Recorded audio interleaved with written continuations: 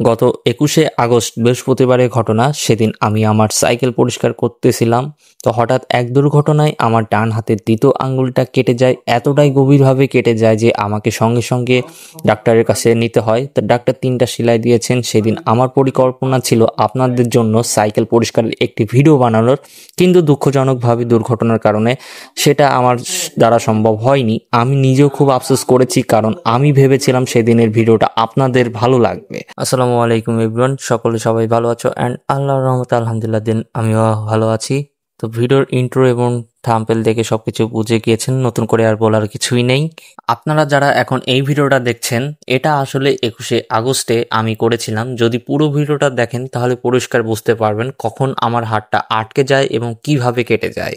আজকে আরেকটা ব্যাপার বলি, যেহেতু ভিডিওটা কমপ্লিট করেছি আজকের ১ তারিখ, অর্থাৎ ১ই সেপ্টেম্বর, আর আজই আমার পাক নির্বাচনী পরীক্ষাটা শুরু হয়েছে, কিন্তু হাতে এখনো সেলাই থাকায় লিখতে পারছি না, তাই পরীক্ষায় অংশ নিতে পারিনি। ডাক্তার বলেছেন আগামী ৭ তারিখে সেলাই কাটতে হবে। তো আশা করি এরপর আমি আবারও স্বাভাবিক হয়ে আবার পড়াশোনার কাজে মন দিতে পারবো।